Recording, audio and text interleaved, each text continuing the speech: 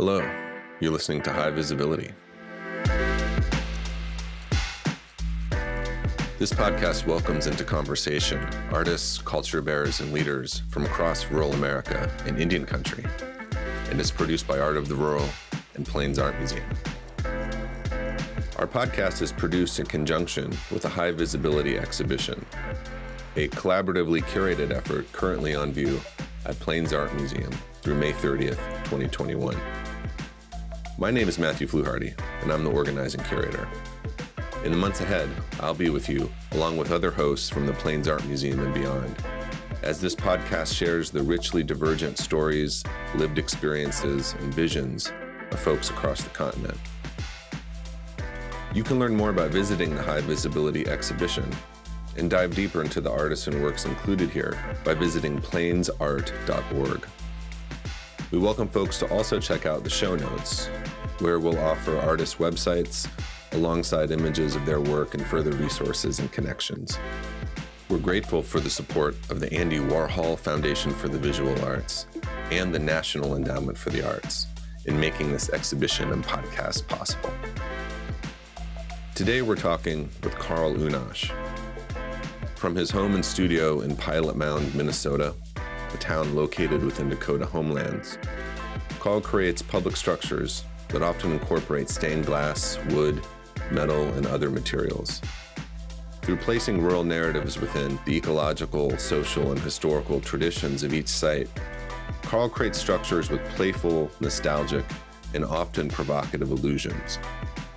While many contemporary artists have incorporated vernacular elements of their lived rural experience into their creative vision, few produce work that so subtly upends cultural expectations of subject matter and form. Karl Unnasch's work has been exhibited widely in North America and beyond, and has been featured in outlets as diverse as the New York Times, Art in London magazine, NBC's Today Show, and Farm Show magazine. His work adorns educational facilities, banks, theaters, libraries, museum grounds, and public gathering spaces across North America. This conversation was recorded in mid-February 2021, in a moment when the insurrection at the United States Capitol felt more like an unfolding condition than a memory or a piece of recent history. Throughout those events, I thought a great deal about Husk, Karl's contribution to the High Visibility exhibition. Husk is a large-scale stained glass and metal sculpture of a crushed Busch Light can, an object found so often littered in ditches, roadsides, and lots across rural areas. Karl sees its presence as what he calls a multi-layered stereotype, one that in a painful and contradictory way communicates rugged individualism, ecological disregard, and a lot of emotional and spiritual damage. Along the way in this conversation, we also touch on his upbringing on a multi-generational, self-sustaining farm, and on what his daily life looks like now in his rural community. Karl references a few pieces that we'll share in the show notes so that folks can dive deeper. The first is Operant, a mixed media installation at the Rose Kennedy Greenway in Boston that acknowledges the construction workers and laborers who created the city's Big Dig underground interstate connector. Another is Ruminant, a stained glass installation within a corn combine in Reedsburg, Wisconsin. And also Slumgullion, a reclaimed log cabin installation that features stained glass, art glass, and resin-bonded textiles that's located at the Philbrook Museum of Art in Tulsa, Oklahoma. So, without further ado, please settle in and enjoy our conversation with Karl Unnasch. So, Karl, welcome to High Visibility. Yeah, thank you. Thank you. I'm looking forward to this. Thank you. It is really great to have you as the first guest, and it's an honor to have Husk on view at the Plains Art Museum for the High Visibility show. I think as I've just been thinking just as one person in the midst of the last couple of weeks of life in this nation, Husk has come up a lot, and I know we'll get to Husk later on in our conversation, but I'm grateful and just really excited for our conversation today, because I think, your work touches on, in direct and in indirect ways, a number of the elements of like what an academic might call rurality, but it does so in a way with force and humor and humanity that really disarms a lot of those concepts. And I was even thinking about that just to give our listeners some context. In the days leading up to this conversation, pretty much every cliched thing that happens to a first podcast episode happened. And it kind of it culminated hours before we were going to talk with my realization that the mic in the monitor system we were using wasn't working. And this moment came upon me as I was racing to a big box store that's on the outskirts of my town to pick up this microphone that I think perhaps to some audiences, I live in Winona, Minnesota. You live in Pilot Mound.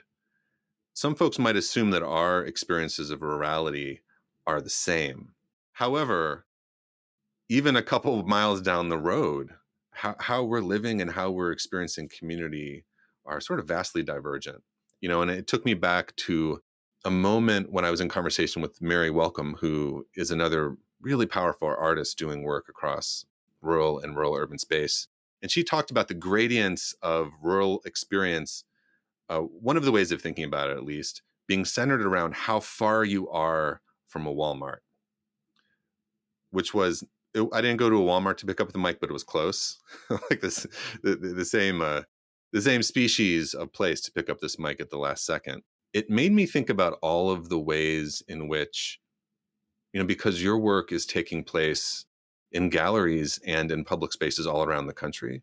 It made me think about the ways in which you're probably often called upon to speak to the rural experience and to speak to those gradients of rural life that are wildly diverse, although they're often only portrayed as being one-dimensional. I have one experience that stands apart with being able to bridge the gap between urban and rural. The reason it comes to the fore here is it's very precious. I was called out of the blue to provide a piece for the Rose Kennedy Greenway in Boston, 2019. Lucas Cohen, the lead curator, contacted me and reached out and said, "Hey, I'd really like to see a piece of yours out here and for the public to experience." I'm like, whoa. I mean, you get one. That's the first big one you get when you look at it and you go, all right, who's pulling my leg here? This is obviously more junk mail. And you dig into it, and then you do the back checking online. You're like, oh, this. And I ran it by Nicole and was like, is this legit? It's like that disbelief of, holy crap, all right, this is important, I guess. So contacted him back, had a little conversation or two, and found out it was totally legit. And it's like, okay, once that sunk in, I was like, okay, somebody actually wants to listen to somebody from out in the sticks, apparently, and that's a good thing. All right, I'm up. Let's do this. So I'm happy to provide that. So meeting him, going out to Boston, meeting with Lucas, just sitting down and holding palaver, finding out where your connections are with this person as far as from cultural familiarity, being able to have a conversation. Most times that I've had conversations with the curators and artists that come from a metropolitan area, there's really not a lot for me to provide because it feels, and this is, obviously I'm a little jaded here, but consistently I felt like there's really not much for me to offer because I don't consistently live in their backyard. I'm not a metropolitan artist. I'm never going to be a metropolitan artist. I don't want to be a metropolitan artist. However, when I found out that Lucas was from Detroit and we had some Midwestern sensibilities that lined up, we found out that, aside from stereotypical and expected contrasts, we actually had plenty in common that we could find common ground on. And that just reaffirmed that's like, I'm doing the right thing. In a way, it was like, it's like, I use kind of a welding analogy is that familiarity helped provide less arc and more contact to be able to get a more firm adhesion of how we could communicate.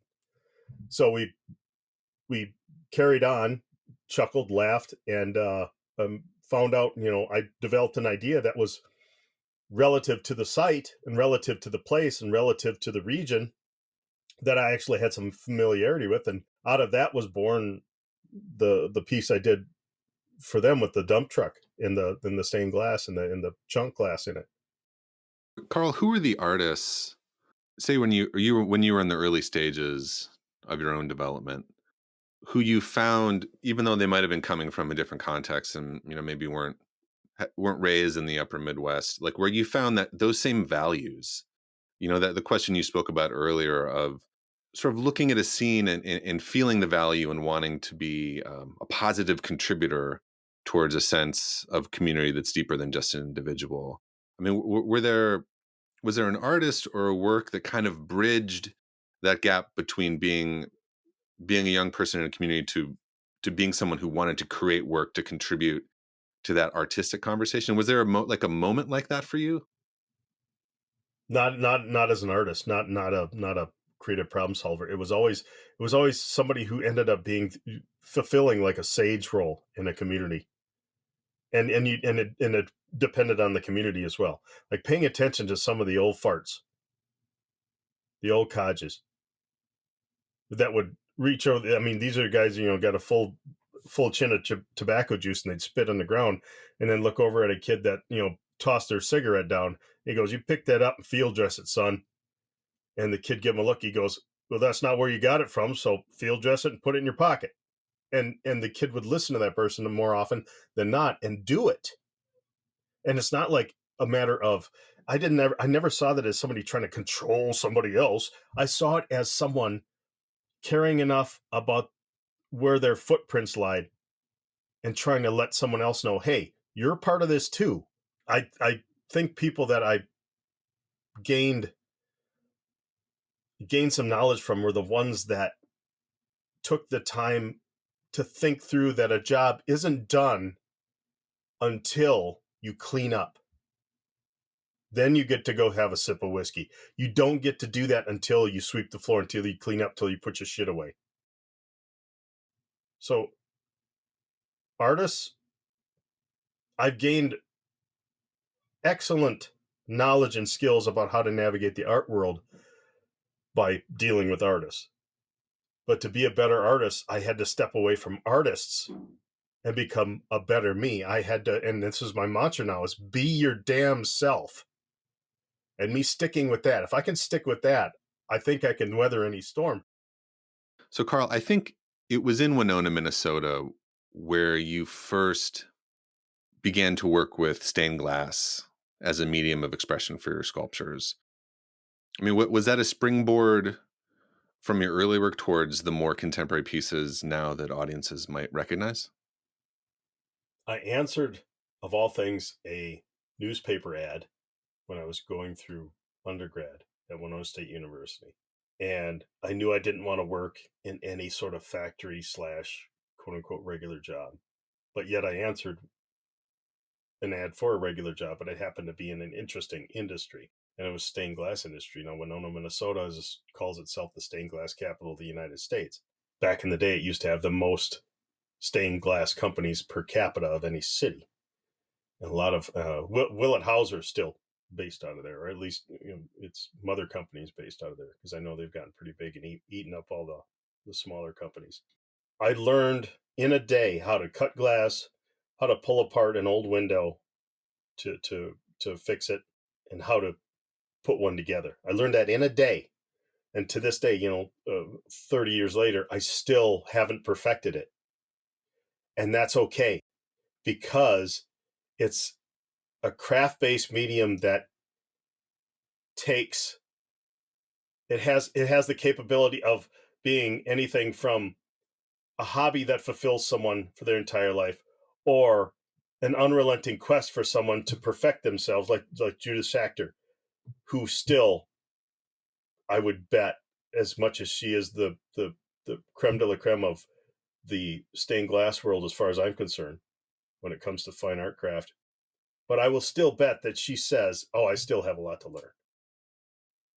Stained glass fits that is the key to that lock in my brain, where I sit there and go, okay, what am I going to try to do this week?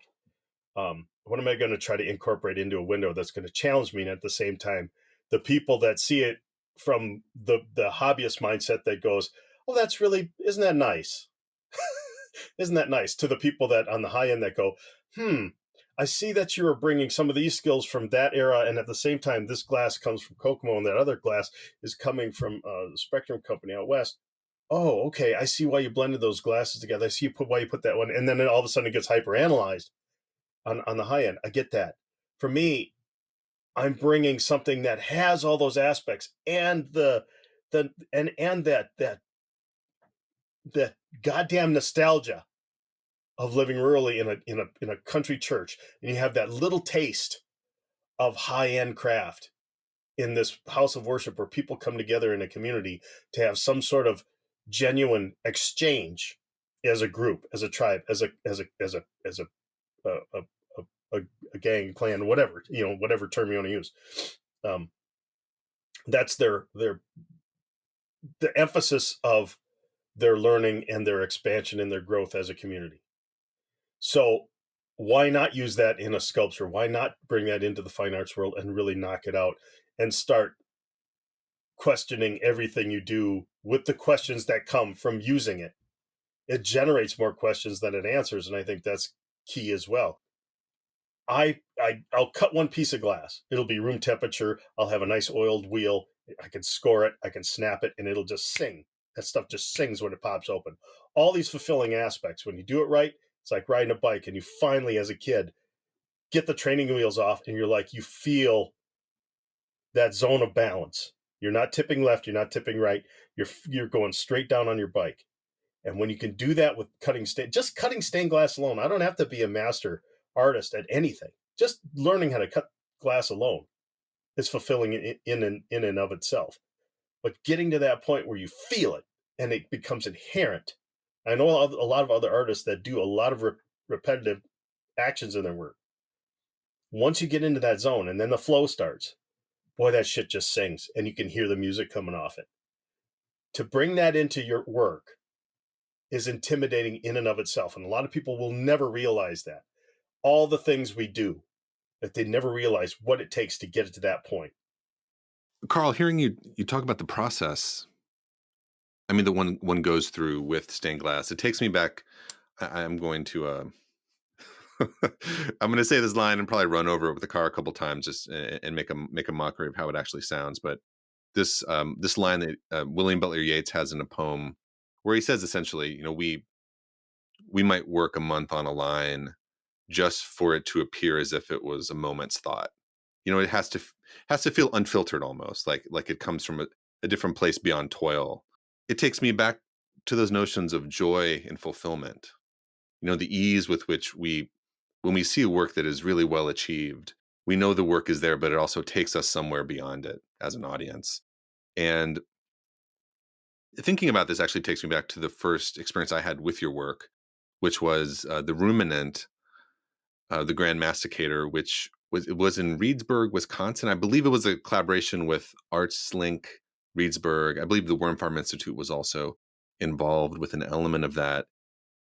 And in thinking about that piece, and then also thinking about the work which came after it in your own creative chronology,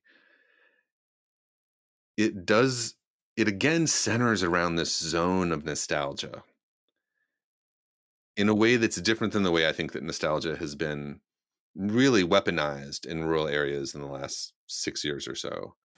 And I think we see a nostalgia that can actually be productive and creative and can be an element which can bring forward human and community relations that are not necessarily restrictive and judgmental. I mean, it can be an appeal to the past, but also an appeal forward into the future.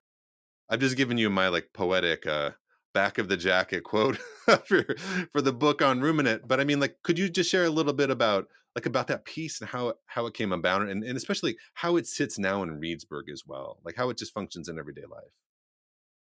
That was a big stepping off point of future large work. Undertaking that was a really great start.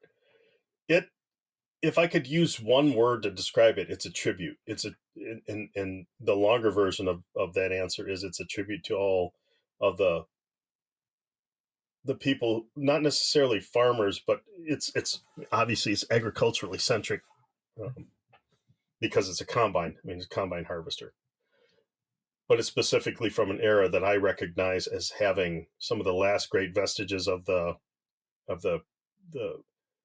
the gentleman farmers and the country wives, you know, to go with back with that nostalgia. Now, obviously, that's the mythologized way of seeing a point in history that I existed in at a coming of age and experiencing it firsthand, literally by, you know, doing all the work that entailed being being on a self-sufficient farm in that time in the mid 80s, the early 70s and mid 80s. Tribute needs to be given to the people that bust their ass. So if it's a salute to blue collar work, so be it. If it's a salute to, you know, better times, so be it. You know, I accept that I've signed up for that, because guess what? There were better times. There were. Um, because, and I mean that the people that existed and plied their trade using this combine, going to these country churches, and confessing their sins and praying their peace and hoping for better times and grace that they needed to just get by, because they were writing their own playbooks too to try to survive without a lot of outward support.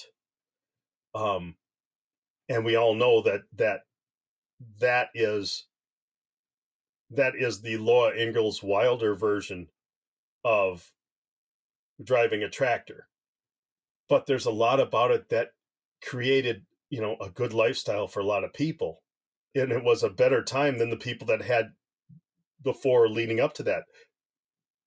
You know, it wasn't anything to walk around at family reunions and see people missing fingers and having lost an eye or living with a limp. You know, scars were everywhere, and there's a reason, because they earned them. You know, um, that's why I think and I can speak to this too. You know, if we don't go socio-political for a second, I can see why people have a hair across their ass about, you know, being up in arms about change in the rural areas and being afraid of what's coming next, because there's a lot of them that work so hard to get where they are, and they're scared. And I tell this to people on both ends of the spectrum politically. You're dealing with really scared people, and they don't have a playbook anymore to tell them how to survive this, what's coming, because they don't know what's coming, but they think it's bad and they're convinced it's bad because they have no other recourse but to sit there and guess. And they're left to guess. Now, I'm not going to vilify it as many people as I can about, you know, all the political crap that's been going on, because guess what? I'm in the thick of you know, the rural area.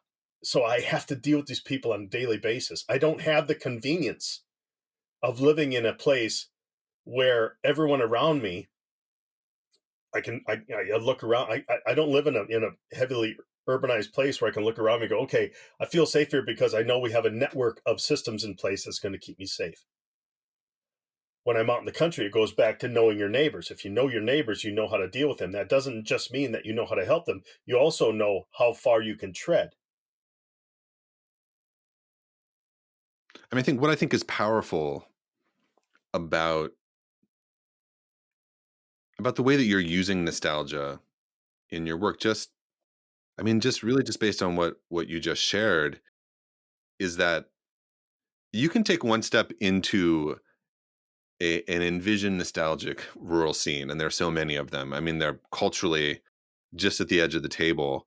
Um, but I think in your work, and I think also in the ways that you talk about your work, what's revealed very quickly is how layered both our orientation to that past and that nostalgia, whether we're from a rural place or an urban place or a suburban place, but also how layered the actual reality was in terms of that experience in the past. And if I could shift gears just slightly here, I mean, that's sort of sort of indeterminate kind of liminal space, also in a strange way, is kind of analogous, I think, to the space that your work occupies really broadly, in that, as you were sharing earlier, your work, I mean, I love this example.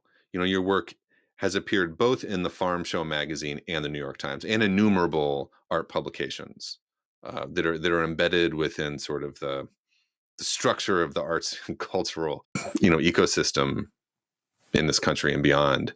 So this work itself kind of is situated between, on one hand, really conceptual conversation about what the piece is and maybe what it echoes in sort of the artistic or cultural tradition. Yet it also is, just by virtue of who you are as a person, really authentically situated within the rural experience that you have, growing up where you grew up and living where you live.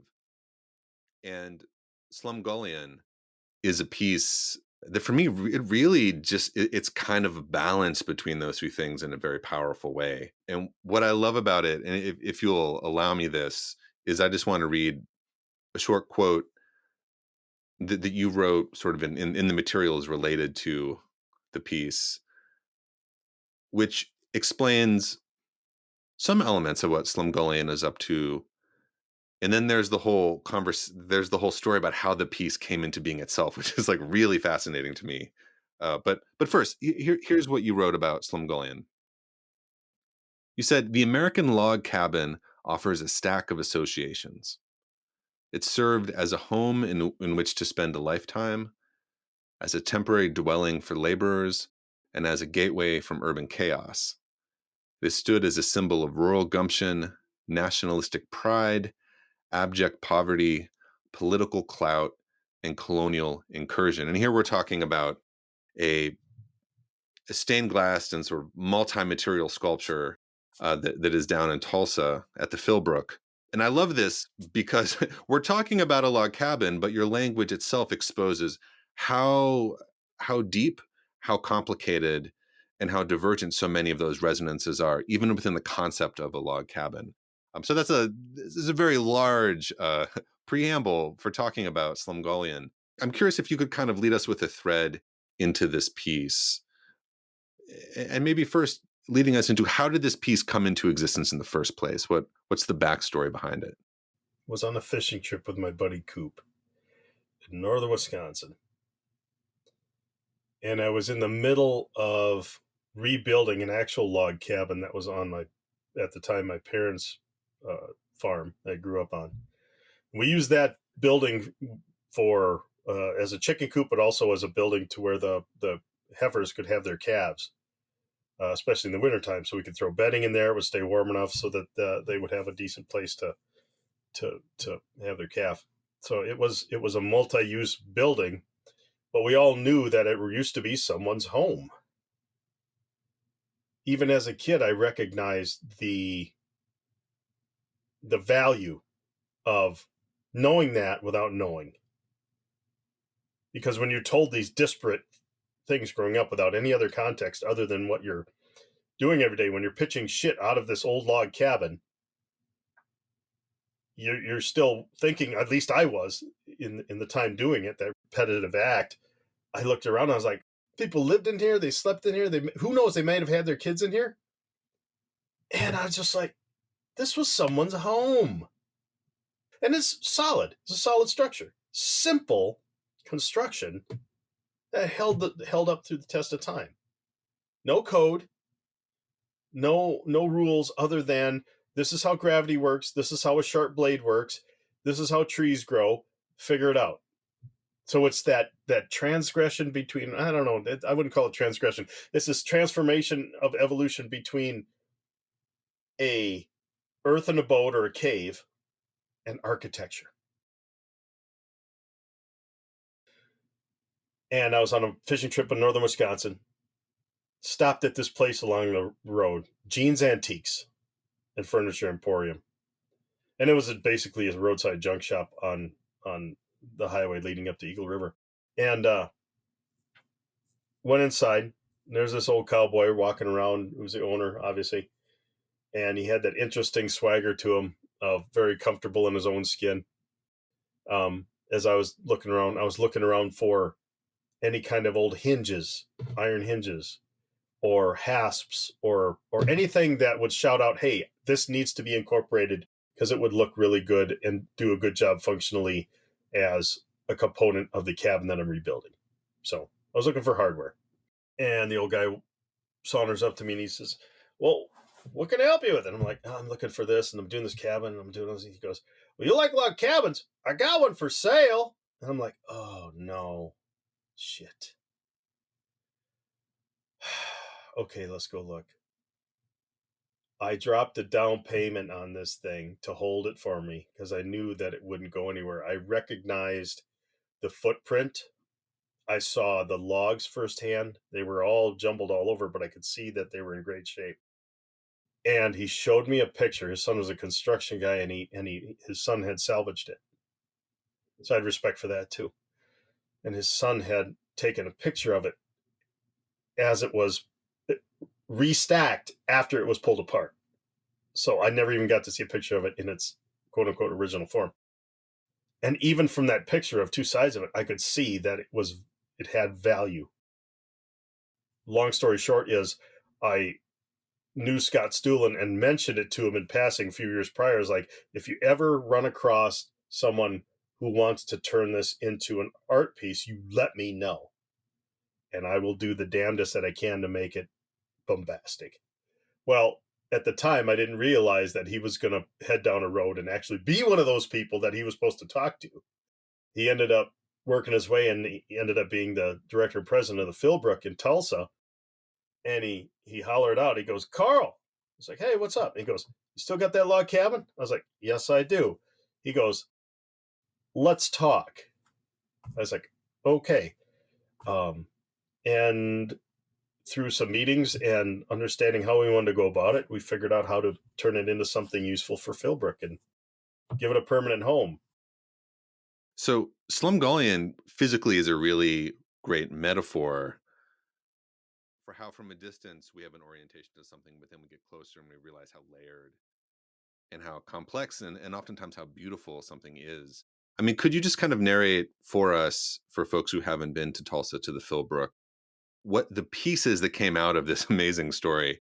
I mean, from a distance, it looks like a cabin. And you're like, oh, this cabin is lit up with stained glass. I mean, that's the one sense of perception that an audience member would have standing maybe 25, 30 feet away. What when they walk in do they experience? Well, on the right day, if it's daytime and it's bright enough out, you walk inside, and the first thing that you're going to have happen is you're going to be inundated with color from every direction except for maybe the floor. And even I tried to work some of that in too. It has to be this overwhelming symphony of color from every angle, from the windows, from the walls, from the ceiling, and that has to come through with stained glass in the windows themselves.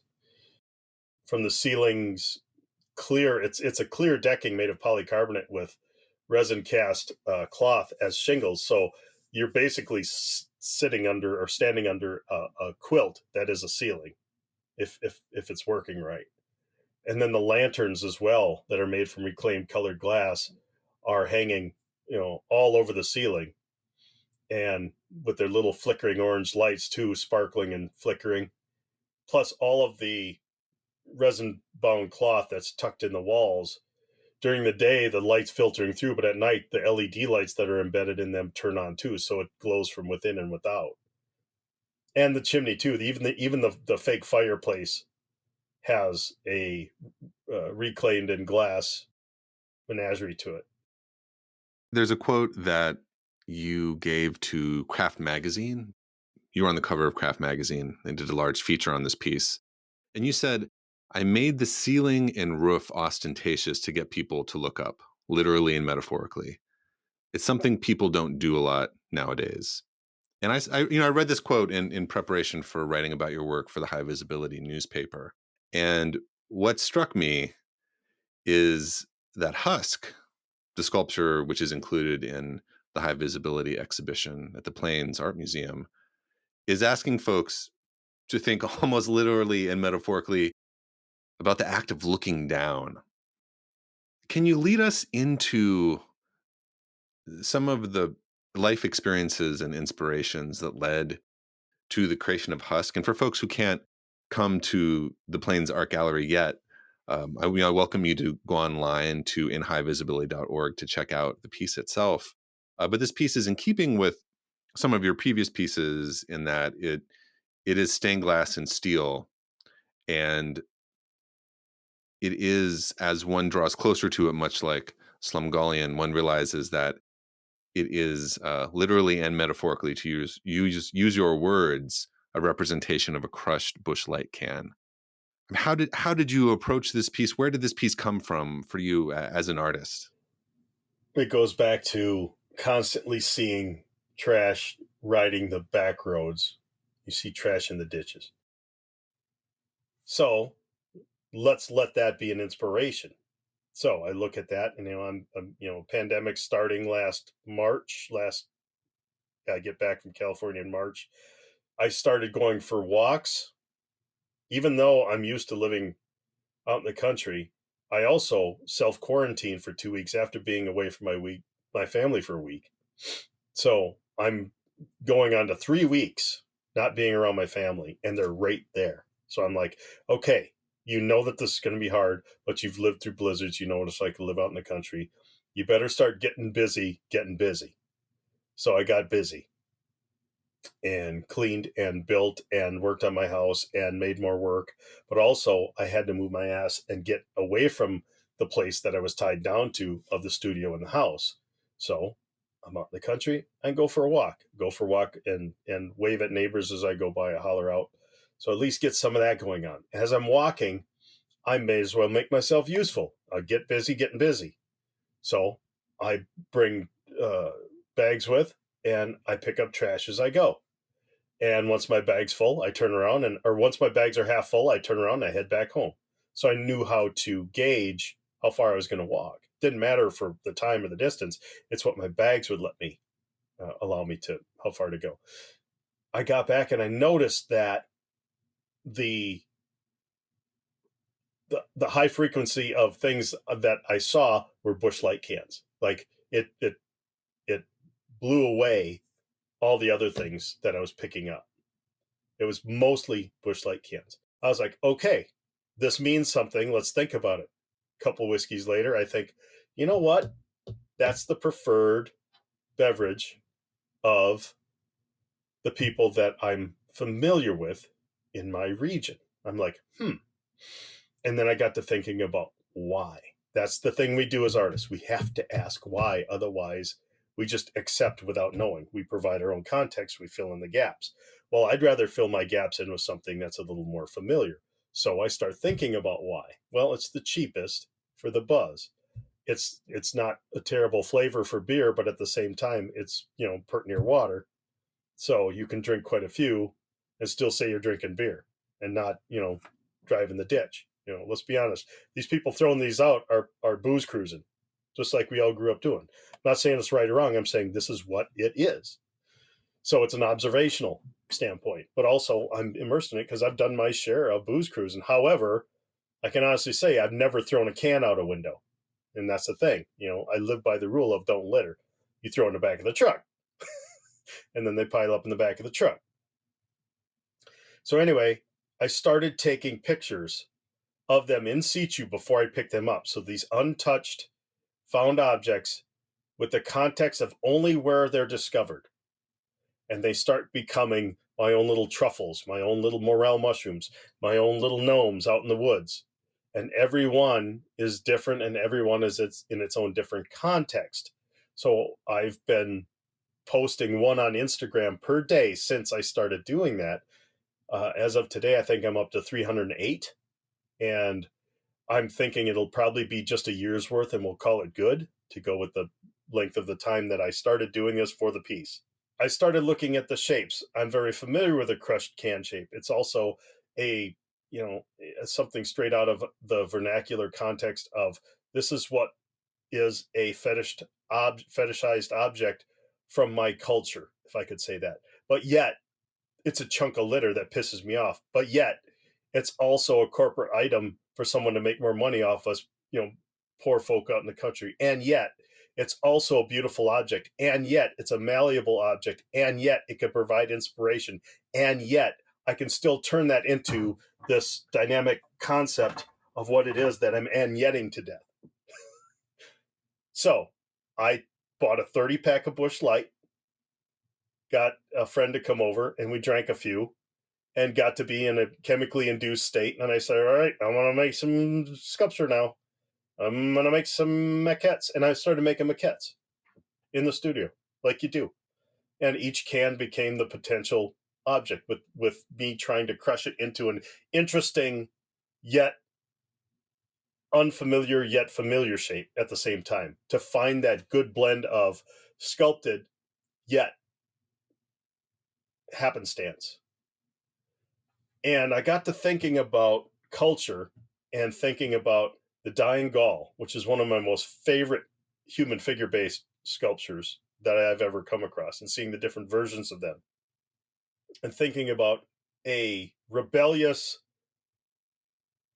dying culture that just will not give up, which is what a lot of we see coming from the culture that I'm in. This, and I'm going to say it out loud, this white, misogynist, patriarchal culture is dying. Thank God.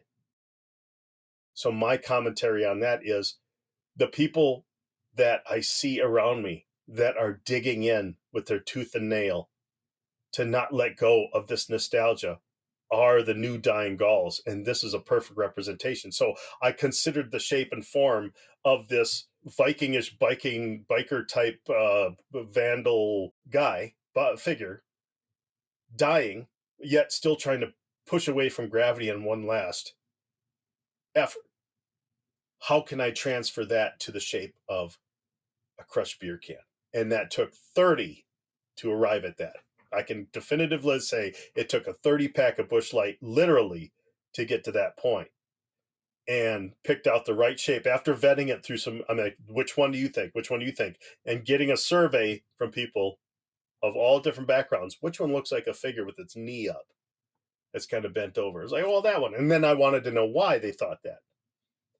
And that's how I came about turning it into a larger than life version of that Busch Light can, like, and pixelating it like is done by fracturing the surface and just paying attention to it for what it needs to be for the stained glass to do a job, to abstract it enough so that, again, just like the log cabin, you can see it as beer can, but at the same time is it's still a contrived form for its own reasons.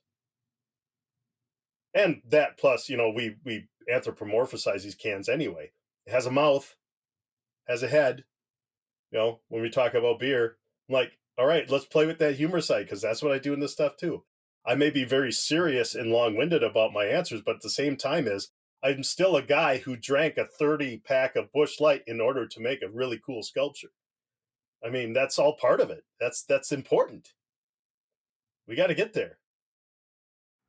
So, Karl, when we look at Husk, and I think the range of references which are within this sculpture. I mean, on one hand, we have the dying Gaul, we have the process, we have you walking the roads, picking up the cans, engaging physically with the cans, and sort of transforming that experience into the piece that we see at the Plains Art Museum.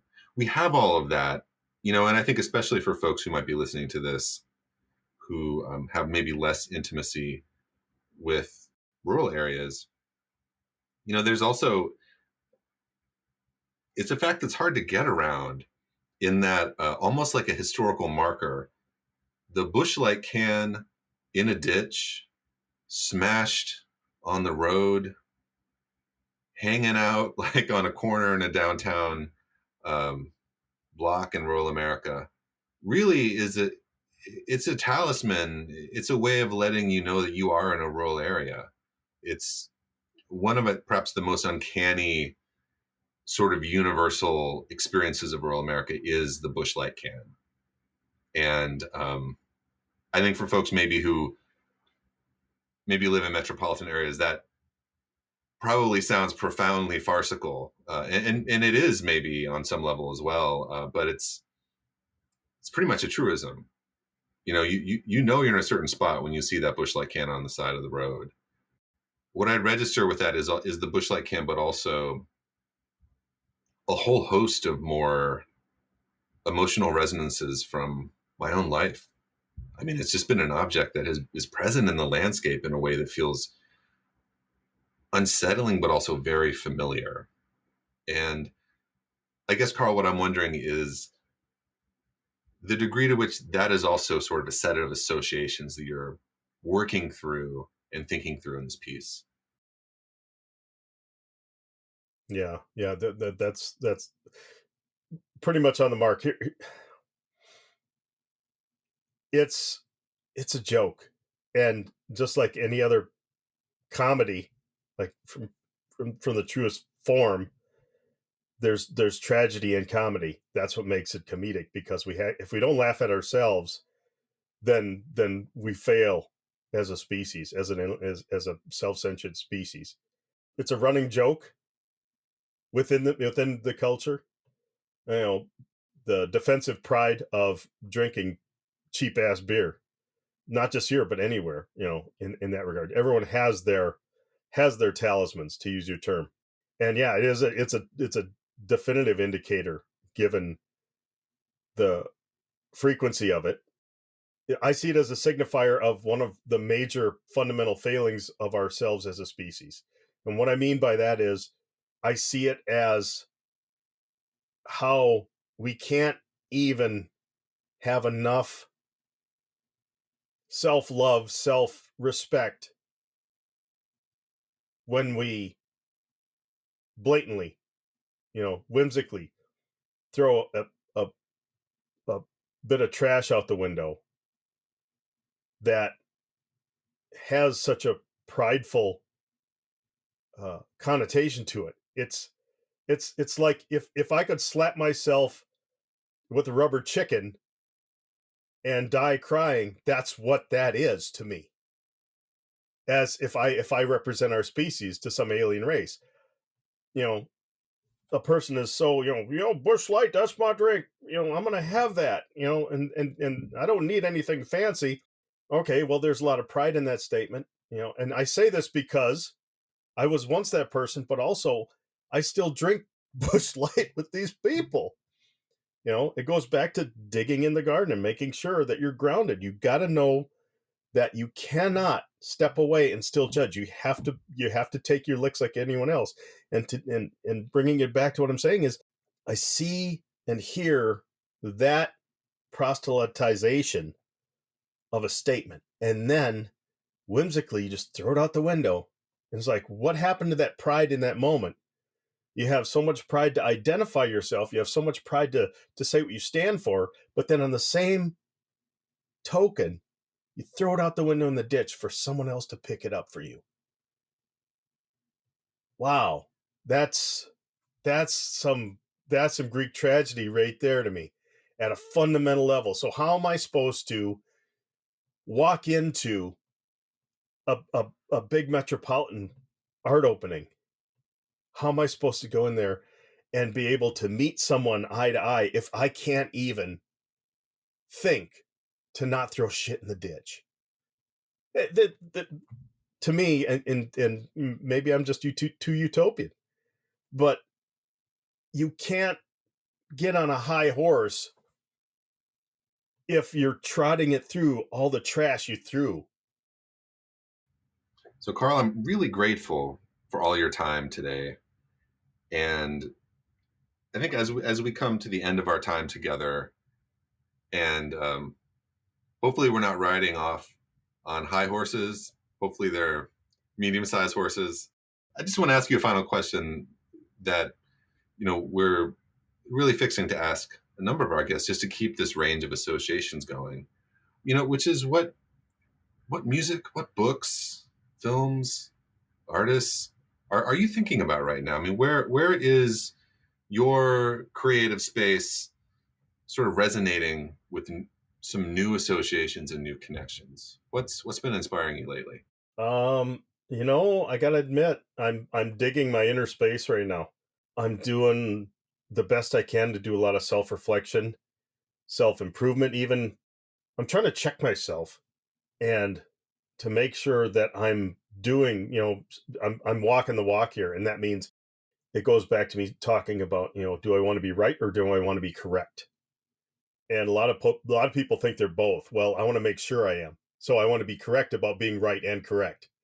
So to do that, I'm going to have to really ask myself a lot of personal questions that once I kick off, once I'm exit stage left, I can honestly walk out with my head held high, not prideful, but just say, okay, I did okay. To do that, I've got to make sure that my house is in order. And to do that, I'm trying to see more of who I am.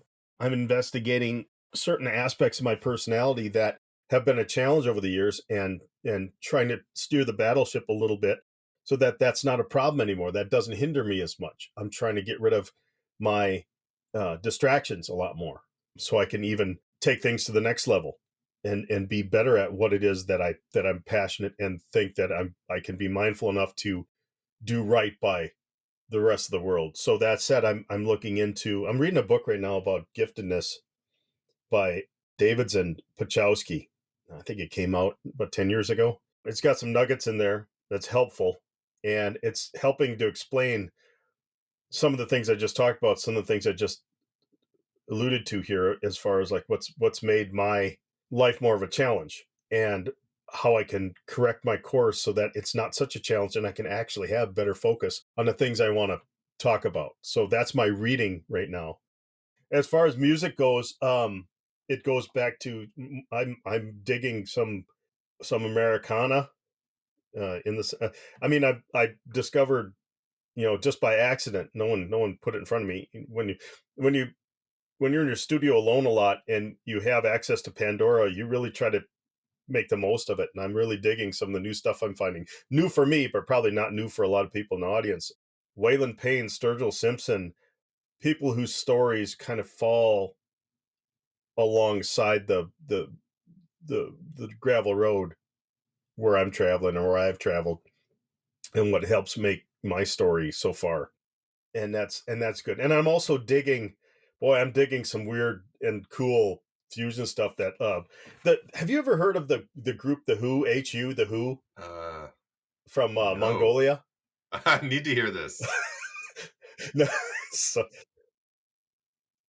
traditional symphonic Mongolian metal. It's like some of the most fun farm boy punk I could ever wrap my head around. And it goes back to my earlier days of pop metal back in the day when I was riding the school bus. And I can't help but be attracted to it. But the thing is that it's these are just four, five, six guys who are symphonically trained in traditional folk Mongolian string instruments and whatnot. And they are blasting. I mean, this is 10 years ago they started, really getting mainstream. But I can't help but sit there and just listen to their stuff, and it's visceral to me. It's like this it's primal, and it speaks to, the you can hear the civic pride, you can hear the nature, you can hear, well, literally sometimes you can hear the wild animals that they incorporate into the same music, and the open-ended stories from Genghis Khan all the way to their love for the female spirit. So I'm digging that. Carl, you said is it Who or the Who? HU, spelled HU, the Who. I wish I knew more. I wish I had the time to dig into more about them, but I'm still trying to absorb what they're doing for me. Always seeking, always curious, but also finding things that I have some connection to, trying to bridge that gap with an arc that isn't too long, but just enough so you can still get a solid weld. This is a really great opportunity, as we're sort of closing out our time together, to welcome folks to also check out the show notes on the inhighvisibility.org site for our conversation together, so that they can immediately introduce themselves with the work of the Who and a number of these other associations that you've so graciously welcomed forth to us over our conversation together. Karl, thanks again for your time and for this conversation today. And thank you so much for your work within the High Visibility Show. It's an honor to have your perspective and all of the lived experience that comes forward in Husk in the space of the Plains Art Museum for the High Visibility exhibition. Thank you. Yeah, I appreciate it. It's been a heck of a journey, and it's still going on here. If I'm not being too forward here, I do want to give props to a couple people that helped make Husk happen too. The fabrication was done by a good friend Sam Spickscup, Sartell, St. Cloudway in Minnesota. He's a masterful artisan of the welded art. I got nothing but full on uh, bear hug respect for him. And then also, obviously, big thanks to Nicole and all her patients for helping me out, getting all the unseen stuff done. I wouldn't be able to do that without her. And also a shout out to Mike Semino out Mankato Way, who way back in I think 2015 showed up at my doorstep, and I took him in to show him a few tricks, and then we've been solid friends ever since. So he's been a big help on a lot of the stuff I've done with these projects. So it's not something that I just do by myself, even though the idea comes from my own experiences. We have to remember that there are people that help us along the way, and I think it's important that we shout them out. It's only right. You've been listening to High Visibility, a podcast produced by Art of the Rural and Plains Art Museum. Please join the conversation at plainsart.org.